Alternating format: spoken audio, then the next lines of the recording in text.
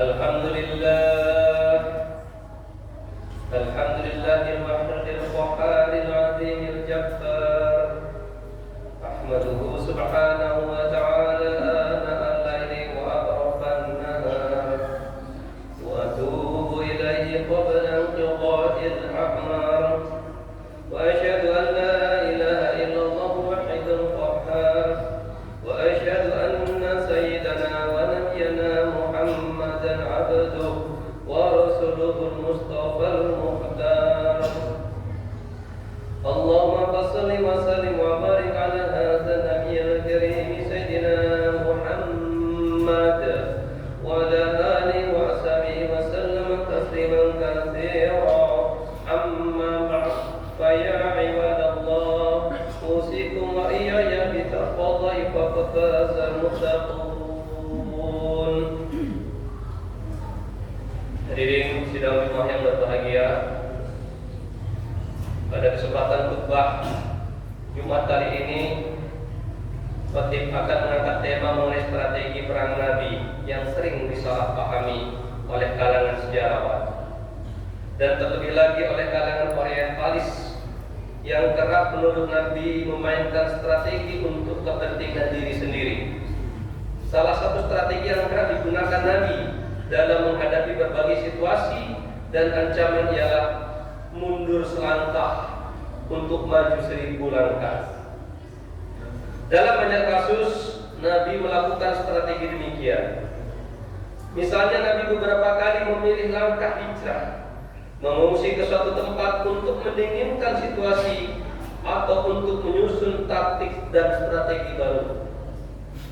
Nabi pernah hijrah ke Taif dan beberapa tempat lainnya sebelum ke Madinah.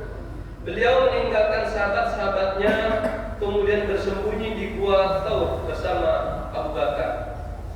Nabi juga berkali-kali membuat perjanjian damai dan gencatan senjata yang secara redaksional sepintas merugikan umat Islam.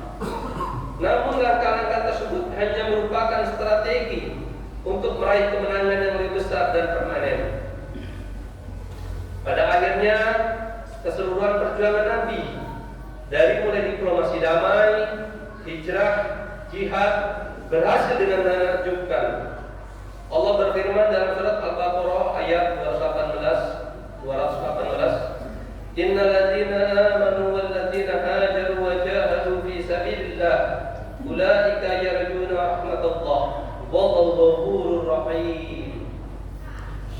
Sesungguhnya orang-orang yang beriman, orang-orang yang berhijrah dari berjihad di jalan Allah, mereka itu mengharapkan rahmat Allah, dan Allah Maha Pengampun lagi Maha Penyayang. Sidang Jumat yang terhormat, tindakan-tindakan Nabi seperti hijrah dan menyetujui perjanjian damai yang ganjil atau aneh sama sekali tidak bisa diartikan sebagai langkah pengecut, seperti yang sering dituduhkan kalangan orientalis atau orang-orang pembenci Muslim Islam. Oleh kalangan tersebut, acap kali tindakan Nabi dianggap sebagai penyelamatan diri sendiri dan melakukan pembiaran terhadap umatnya atau pengikutnya, seperti yang sering diangkat ialah kasus hijrahnya Nabi ke Yathrib atau Madinah. Bisa saja hal itu diartikan sebagai tindakan pengecut jika dilakukan tanpa perhitungan matang. Akan tetapi, jika itu melalui pertimbangan dan perhitungan cermat, apalagi didukung oleh petunjuk wahyu, maka tindakan itu sama sekali bukanlah tindakan pengecut. Justru langkah jihadi yang menempuh jalur nekat, seperti menolak segala bentuk perjanjian damai, gencatan senjata, atau menolak alternatif strategi mundur selangkah untuk mencapai kemajuan, apalagi mentolerir terjadinya tindakan bunuh diri atau dengan sengaja melakukan tindakan mengorbankan orang banyak yang tak berdosa, sama sekali bukan jihad yang diperkenalkan di dalam Islam. Bahkan Al-Quran dengan tegas mengecam orang yang dengan sengaja menghancurkan diri sendiri ke dalam kebinasaan, walaupun dengan tujuan yang suci. Sebagaimana dikatakan dalam firman Allah Subhanahu wa taala, "Wala tulqu bi aydikum ila tahlukah wa asinu innallaha yuhibbul muhsinin." Dan ke dalam kebinasaan. Dan berbuat baiklah, karena sesungguhnya Allah menyukai orang-orang yang berbuat baik. Al-Baqarah ayat 195.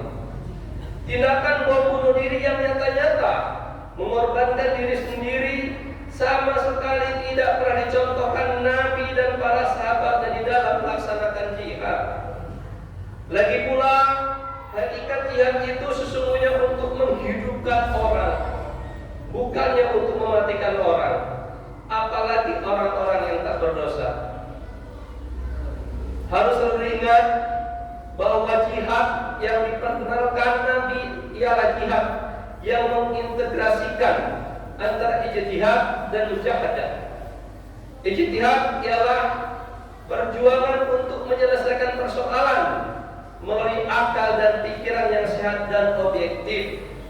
Sedangkan mujahadah ialah perjuangan untuk mendekatkan diri sedekat-dekatnya kepada Allah Subhanahu wa taala dengan sungguh-sungguh mengerahkan kecerdasan emosional dan spiritual. Dengan demikian, jihad yang sesungguhnya ialah kombinasi perjuangan fisik, perjuangan akal dan logika, dan perjuangan batin. Jika salah satunya hilang, maka itu bukan jihad.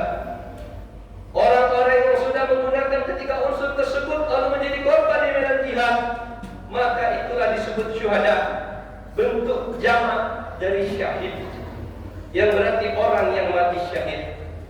Tidak semua orang yang mati di dalam suatu peristiwa perjuangan bisa disebut sebagai syuhada.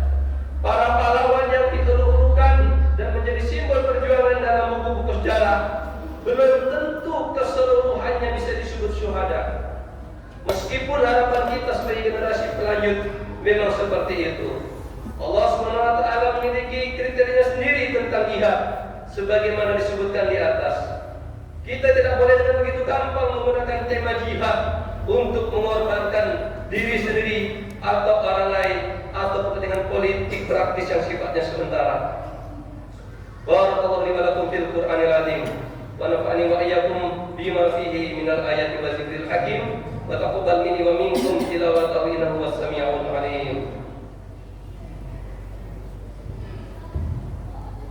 Allahumma shalli ala sayyidina Muhammad wa ala ali sayyidina Muhammad sallallahu alaihi wasallam.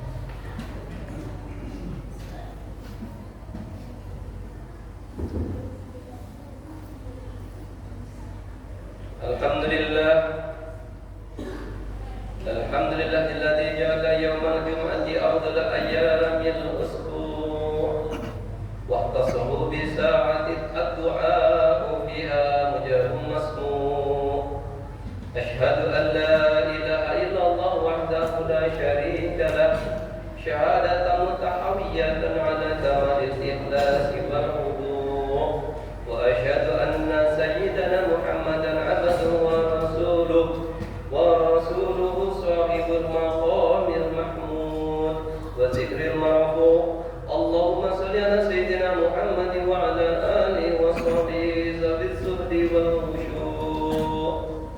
أما بعد، فيا أيها الناس اتقوا الله في جميع الحالات. وقال جل جلاله: إن الله وملائكته يصلون على النبي يا أيها الذين آمنوا صلوا عليه وسلموا تسليما. اللهم صل على نور الأنوار باسل الأسرار وترياق الأخيار ومفتاح باب اليسار سيدنا محمد المختار وآله الأطهار وصحبه الأخيار. عدد نعم الله وإفضاله وأرحمنا واحشرنا معهم برحمتك يا أرحم الراحمين. اللهم اغفر للمؤمنين والمؤمنات والمسلمين والمسلمات الأحياء منهم والأموات إنك سميع قريب مجيب الدعوات. يا قاضي الحاجات ربنا ظلمنا أنفسنا وإن لم تغفر لنا وترحمنا لنكونن من الخاسرين. ربنا لا تزغ قلوبنا بعد إذ هديتنا وهب لنا من لدنك رحمة إنك أنت الوهاب. اللهم اغفر لنا بالإيمان والإحسان وحسن الخاتمة. ربنا آتنا في الدنيا حسنة ibadallah innallaha ya'muru bil 'adli wal ihsan wa ita'i dzil qurba wa yanha 'anil fahsya'i wal munkari wal baghi ya'idukum la'allakum tadhakkarun